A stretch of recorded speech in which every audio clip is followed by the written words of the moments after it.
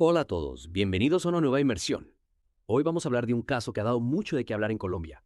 Es la decisión de un juez que obliga al congresista Miguel Polo Polo a disculparse públicamente. ¿Y por qué? Por sus acciones relacionadas con un homenaje a las víctimas de los falsos positivos. Imagínense, una figura pública teniendo que retractarse y hacer un acto simbólico de restitución. Es un caso fascinante, ¿verdad? Sin vida. Y para quienes no estén familiarizados con el término falsos positivos, se refiere a un capítulo oscuro de la historia de Colombia, donde militares asesinaron a civiles inocentes, haciéndolos pasar por guerrilleros.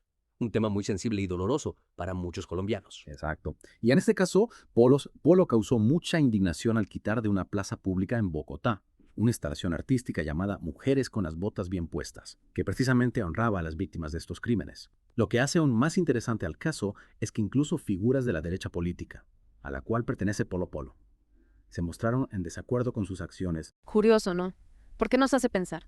¿Qué hizo Polo Polo para provocar esta reacción tan fuerte y esta decisión judicial? Pues, según los informes, Polo Polo no solo retiró la obra de arte de la Plaza Núñez en Bogotá, se interpretó como una falta de respeto hacia las víctimas y sus familias.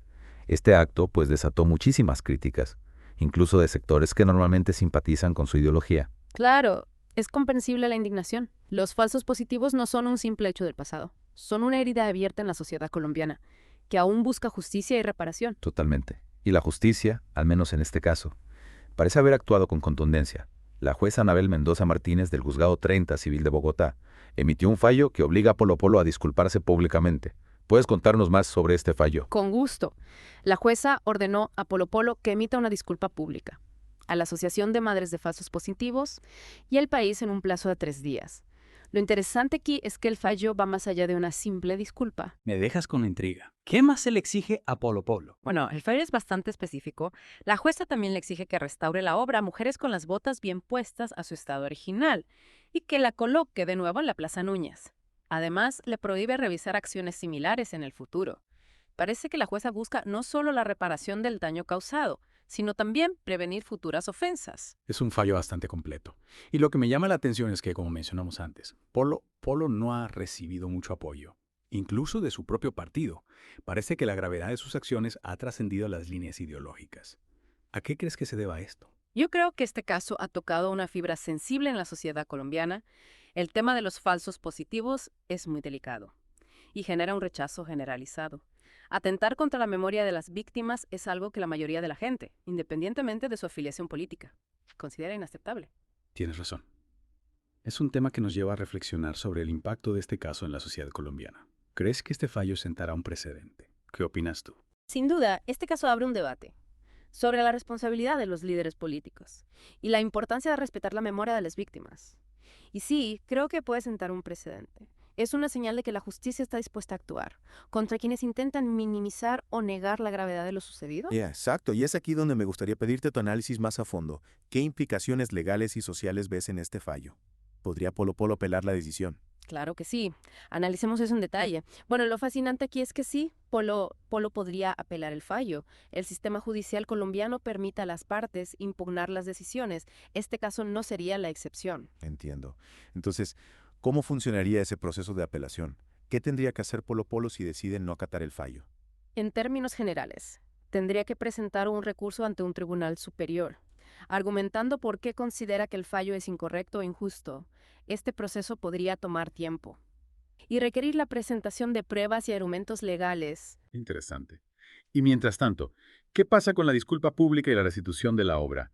¿Quedan en suspenso hasta que se resuelva la apelación? Esa es una excelente pregunta. Si bien la apelación no suspende automáticamente el cumplimiento del fallo, Polo podría solicitar a la Corte que suspenda la ejecución de la sentencia, mientras se resuelve la apelación. Entonces, existe la posibilidad de que este caso se prolongue aún más en los tribunales. Sí, es una posibilidad. Lo importante aquí es que, independientemente del resultado de una eventual apelación, el fallo de primera instancia ya tiene un peso significativo, que un juez haya condenado a un congresista por este tipo de acciones. Sienta un precedente importante. Totalmente. Un mensaje poderoso sobre la importancia de la memoria histórica y el respeto a las víctimas. Exactamente. Y si conectamos esto con el panorama más amplio, este caso forma parte de un movimiento social en Colombia que busca que los responsables de violaciones a los derechos humanos rindan cuentas. Claro. Un tema muy presente en los últimos años, especialmente con el trabajo de la Jurisdicción Especial para la Paz. La JEP ha sido fundamental en la búsqueda de verdad y justicia por los crímenes del conflicto armado. Este caso, aunque no esté directamente relacionado con la JEP, se enmarca en ese mismo contexto de demanda de justicia y reparación. Volviendo a Polo Polo, ¿qué crees que suceda si finalmente se ve obligado a cumplir con el fallo? ¿Cómo podría afectar su carrera política? Es difícil predecirlo con certeza. Por un lado, podría verse como un gesto de humildad y reconocimiento de sus errores, lo que podría mejorar su imagen ante algunos. Por otro lado, sus oponentes podrían usarlo para atacarlo y debilitar su posición política. Sin duda, un escenario complejo. Y creo que aquí podemos abrir el debate a nuestros oyentes. ¿Qué opinan ustedes? ¿Qué creen que debería hacer Polo Polo? ¿Creen que este fallo tendrá un impacto real en la forma en que los políticos se relacionan con la memoria histórica y las víctimas del conflicto? Es una pregunta clave. Al final, este caso no se trata solo de un congresista y una obra de arte. Se trata de cómo, como sociedad, enfrentamos nuestro pasado y construimos un futuro, basado en la verdad, la justicia y la reparación. Muy bien dicho. Y hablando de profundizar en estos temas, recordemos a nuestros oyentes que pueden encontrar más análisis y debates sobre la actualidad colombiana en el podcast Voces de Colombia en YouTube. Excelente recomendación. Y antes de terminar, me gustaría dejar a nuestros oyentes con una pregunta para reflexionar. ¿Qué nos dice este caso sobre la evolución de la relación entre las figuras públicas, la memoria histórica y la exigencia de responsabilidad en Colombia? Una pregunta que sin duda invita a la reflexión.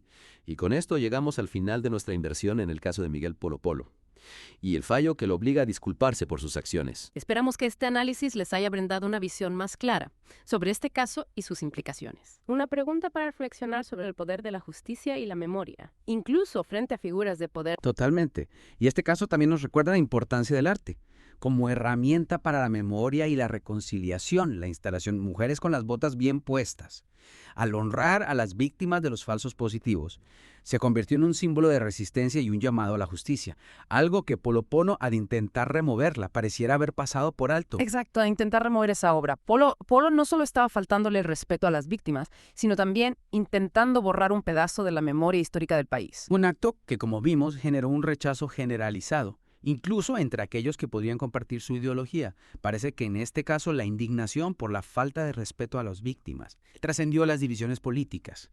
Es un signo esperanzador, que nos muestra que hay ciertos temas que unen a la sociedad colombiana, independientemente de sus diferencias políticas. El respeto a las víctimas y la búsqueda de la verdad y la justicia son valores que nos unen como nación, sin duda. Y creo que este caso también nos recuerda la importancia de seguir hablando de estos temas, de mantener viva la memoria de las víctimas y de exigir justicia por los crímenes del pasado. Totalmente. El silencio y el olvido solo perpetúan la impunidad. Es necesario seguir hablando, investigando y exigiendo justicia, para que este tipo de tragedias no se repitan. Muy bien dicho. Y a nuestros oyentes los invitamos a seguir reflexionando sobre estos temas y a compartir sus opiniones con nosotros. Para ampliar más la audiencia, les recomendamos apoyar el podcast Voces de Colombia en YouTube. Allí encontrarán testimonios, análisis y debates sobre este doloroso capítulo de nuestra historia. Su voz es importante en este proceso de construcción de una Colombia más justa y reconciliada. Les deseamos a todos una feliz Navidad y un próspero año nuevo lleno de paz y reconciliación.